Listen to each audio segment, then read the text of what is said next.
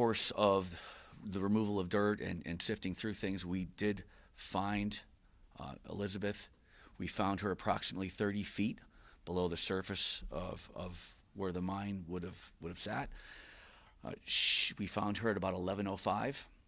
She was about 12 feet southwest of where the original sinkhole occurred.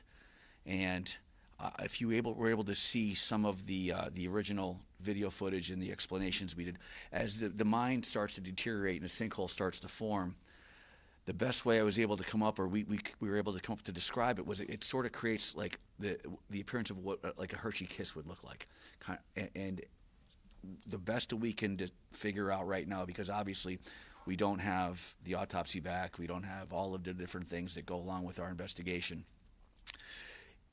When she fell through the shaft and she landed and struck that mound of, like we'll call it like Hershey kiss, it appears that she rolled or moved that 12 feet or so where our initial spot was, which was some of the impedance that caused difficulty for us to find her, because we know she was going to probably hit the top of that, and then where she went from there was going to be the difficulty of how the gravity affected her location. So with that being said, the overall sentiment amongst the group, I could tell you from sitting in the rooms and talking to people in the community, and I'm happy for the family that we were able to find her, because doing and all the things that everyone should deserve to have, if that's what your faith believes, and they wanted that.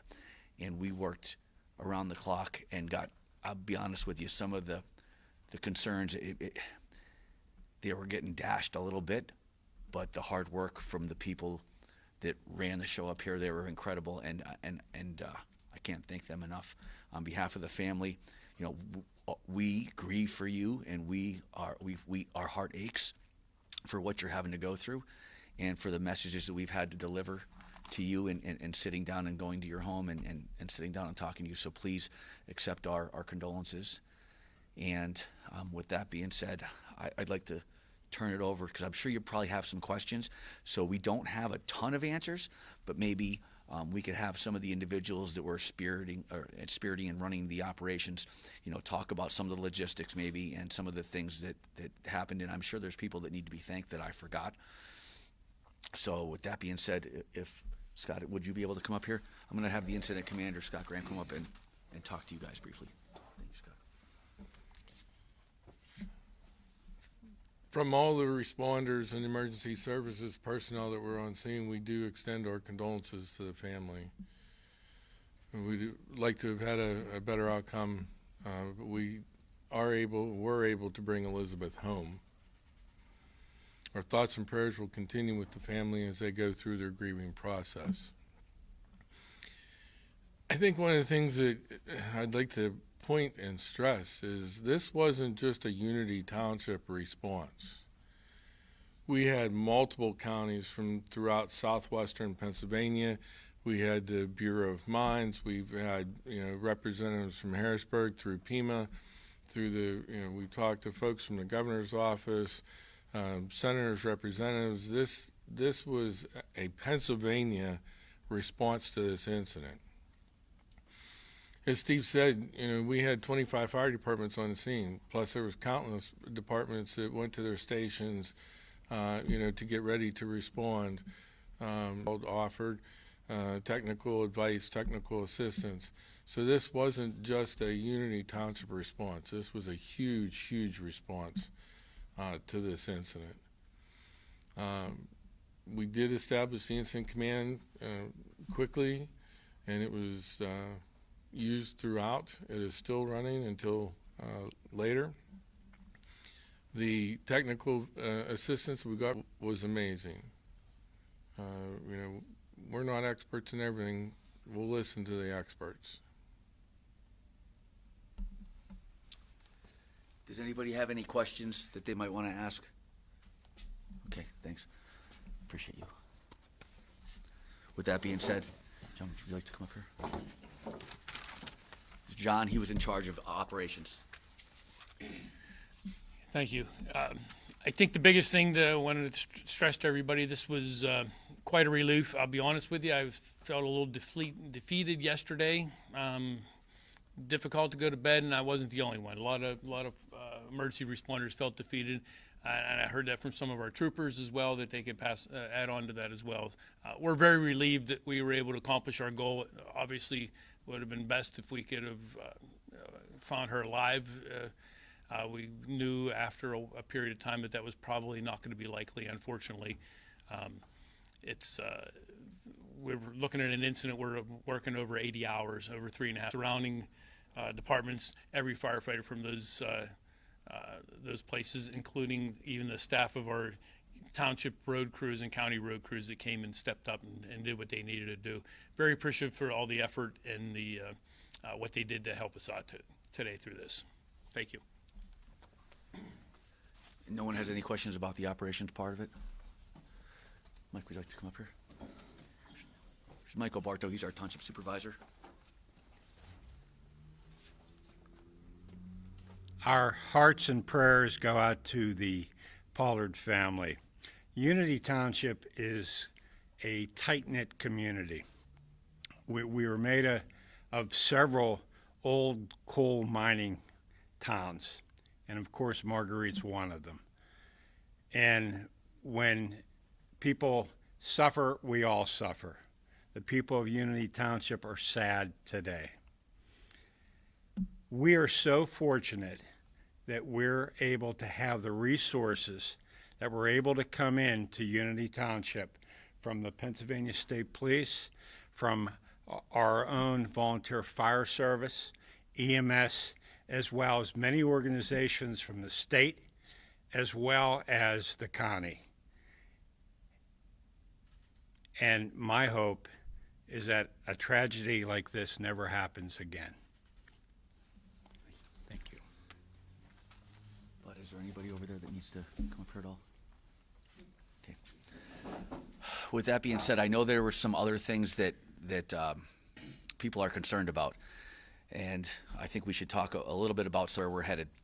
I know a lot of people that live down in, and for those of you that are watching this that don't know southwestern Pennsylvania, we have a lot of patch towns that we call them, and they're small communities, and a lot of them are involved in coal mining, and we would consider this one of our little patch towns. So the people that live here, we can understand their concern about the fact that we had this horrible tragedy take place.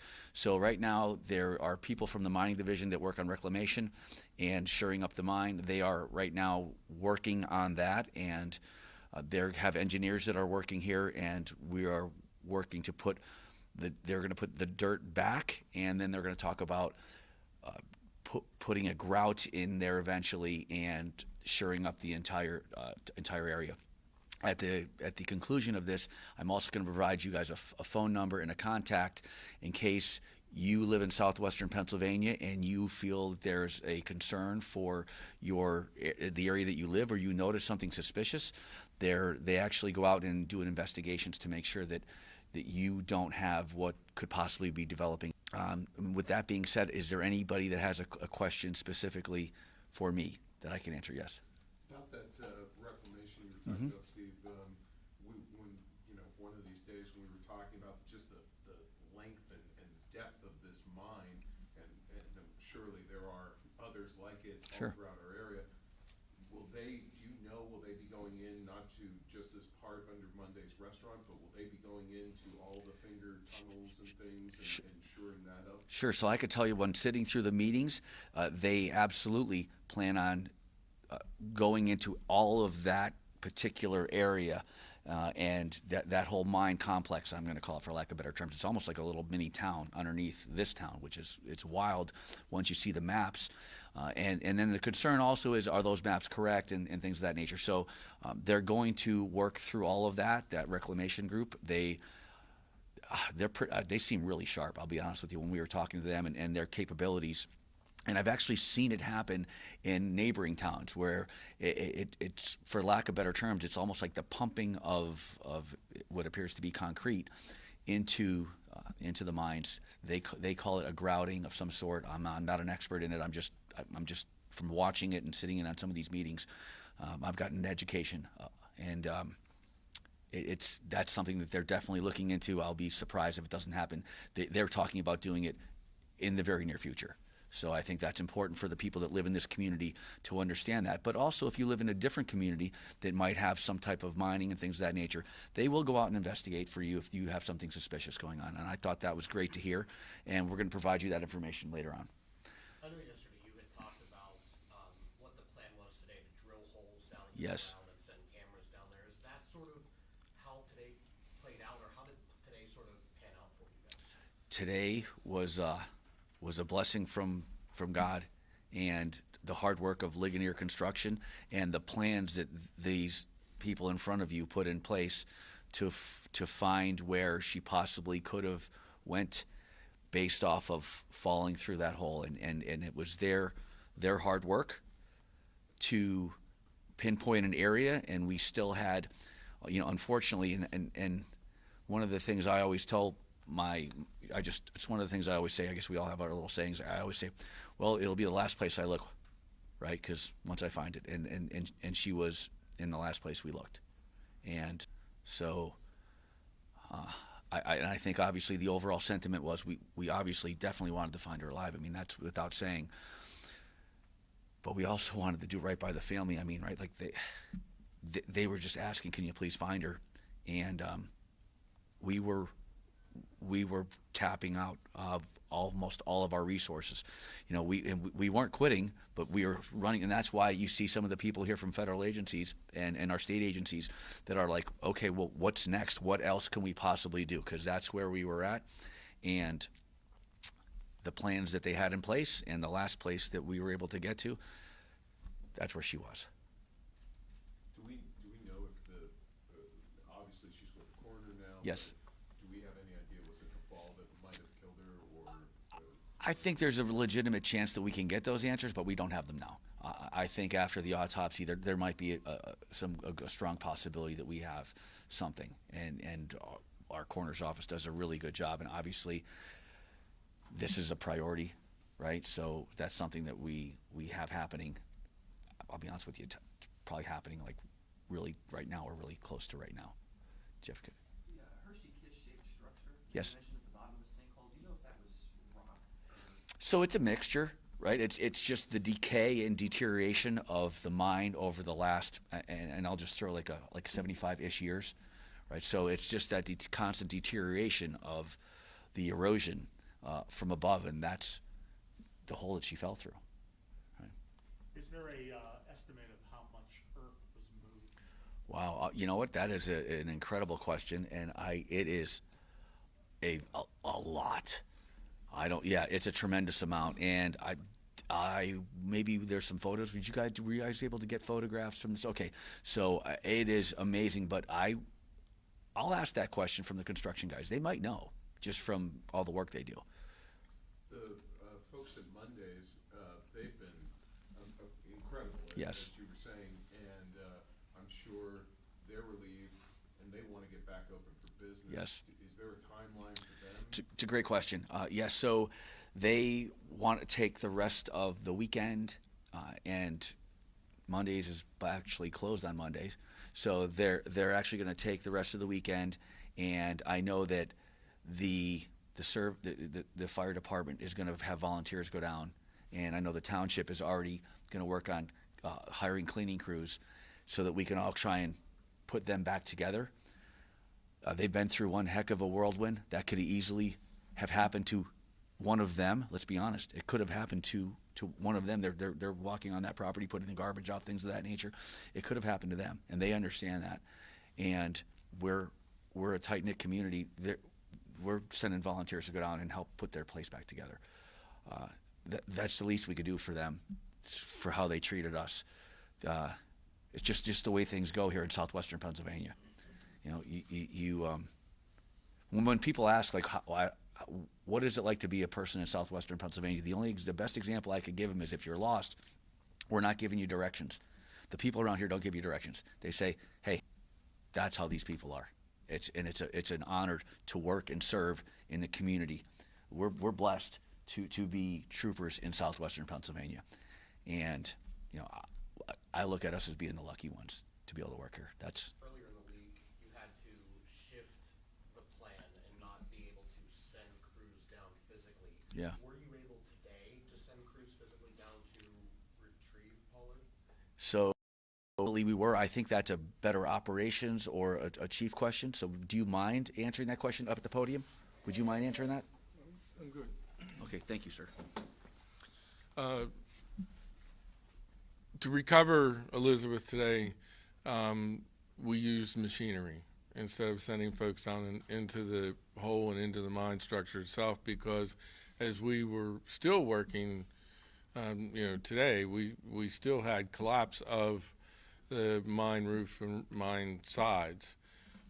With the machinery that was there, they were able to extricate her from the hole because it was not safe for us to send anybody down.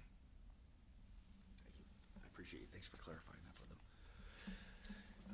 them. Okay, if there's, you have another question? More specific, with some details about Ligonier Construction's role, what exactly was used, what.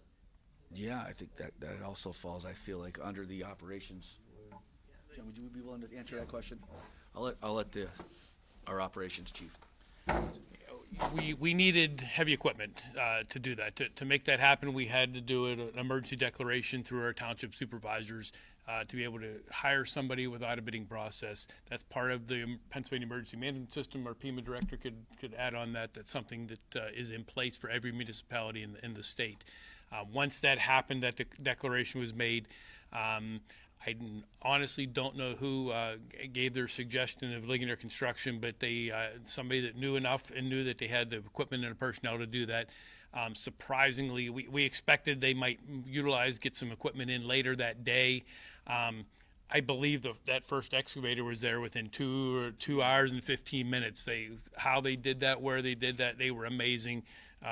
They had that and a front end loader. And before you know it, there was a crew of maybe a dozen people there, and they were busting hump to get done what needed to be done. So I give them a whirlwind of credit to do what they did. They knew what equipment they needed after a couple phone calls and talking to people on scene. So they were on top of it, top notch, without a doubt. They didn't stop. They were there, and they said, "We are here until you tell us to go home," basically is what they told us. So awesome, very good. What's sort of next for, we talked about getting Mondays cleaned up and open, but there was talk about potentially losing part of their garage or any of the structures that are there. Is all that going to be okay, or do you know? So that's a great question, and I think that's a question that we're going to work through into the future, because their garage is really close to an area. They did have it condemned so that it can be taken down by our by Ligonier Construction, who would have taken it down for us. But if we needed to take that down, I think there's a lot of things that we're going to have to work through into the future when it comes to when they put the dirt back and if they start the grouting process. How safe is that area? How safe do they feel? And I will go on to say, if somebody wants to go to that establishment, it'll be up and running. There's no problems where we were parking. I mean, we had all of our equipment in our vehicles. It was the backside of that property, which really isn't necessarily, we'll call it, open to the public at all. That's the area that was of concern. That front area, I mean, we couldn't have parked much heavier vehicles on that front area. So I feel confident that that's a safe area to be in. Is there any other? If there's no other questions, you have a question? Yes, you said earlier that it would take about a year to fill the mine. I was at a place that took over a year. Okay. That's where I was at, and it takes a lot because they keep pumping that concrete in. I kept driving by. I thought something was wrong when I went to a place, and I started to look into that because I didn't understand how could you be putting concrete, but that's how they do it. It was I thought it was interesting, and I'm not gonna lie to you. If when that starts to happen down here, I'm probably gonna want to look into it and research it, and I was personally fascinated. You know. And during that time, are you going to be looking for possible other sinkholes as the reports come in that might potentially have to relocate?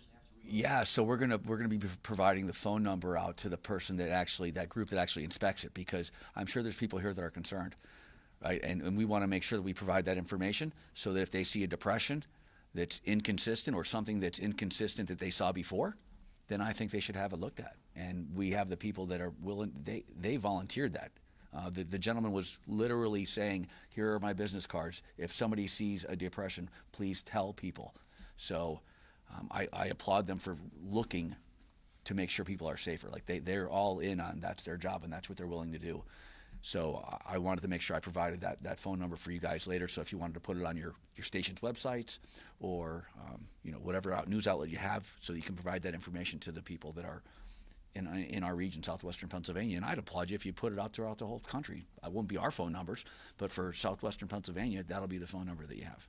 Can you put a time estimate of when the concrete pouring process? That probably isn't a question I can answer today. I know that they're over there working right now, and they've working through getting the permission from the owner of the establishment to basically have full reign and access to the mines. I know they were working through that as we were leaving. That was something they were literally like a baton handing it off, so that there's the operations just continuing. Their goal is to have that filled in tonight. You guys knew that the mine was there. It wasn't kept. All the maps were like 70, 80 years old. Mm-hmm. It would have been much more difficult had it been an unknown mine.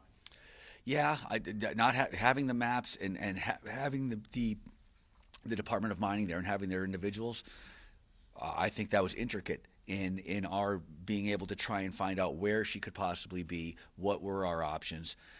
When you're in these types of emergency situations, you're trying to figure out, okay, this is what I know, this is what I don't know, right? And these are the things I need to try and find out, right? So we with their help, we were able to have a larger category in, okay, this is what we know, right? And then from what we know, now what can we progress through the rest of it to see how safe it is, how accurate our locations could be on where we think she can be, and what the chances of survival are. And they were intricate in that, and that was what we were basically doing almost the entire time. When they were sitting in the command staff. Well, they were doing it. I sat in the command staff and watched them do it. But it was great watching this group work together and just being a fly on their expertise. So I think with that being said, we probably covered just about everything. I will get you that number. I think it's very important if you're willing to put that out there so that the other people in the community are safe. And just a huge thank you to everybody that helped us. I know like it was a rough go emotionally. We were all going through it, and there was some times when you started doubting yourself, and I can't thank everybody enough. And we appreciate the support. And if you have other questions, you want to send them to us in email. I could maybe answer stuff in email. Probably going to try and update you guys at a later date when we have information on an autopsy. And then if you could leave the family, they sort of want privacy, so if we could kind of like leave them alone a little bit, and not a little bit, a lot, and then I'm going to try and make them present. There's going to be a service. I'm sure there's going to be people that want to either send flowers or give their condolences. We'll work through something. I could be like the liaison to help you guys with the service if we're going to head that route. And I would think I would have that information by the time I'm getting some information about the autopsy. So I would think it'll be sometime early next week. So if you guys could be patient and leave the family alone, we reconvene sometime next week, and I'll give you ample notice, and then we'll talk about what the arrangements are going to be, and maybe I have some autopsy information for you at that time as well, and maybe hopefully I have some information about the reclamation and maybe some times and dates of the grouting of when that might be starting. Okay, so thank you for your time. Thank you for all the people that said prayers and kept the family, the Pollard family, in your thoughts and prayers, and the people that reached out to us. We felt the support from the community while we were there, and I know there was times that it's a better outcome than that. There was a point in time when this is a better outcome than we thought. Well, I thought we were going to have, and I just want to say thank you. Can't thank you enough. Thanks for rooting for us, and keep the Pollard family in your prayers. Thank you.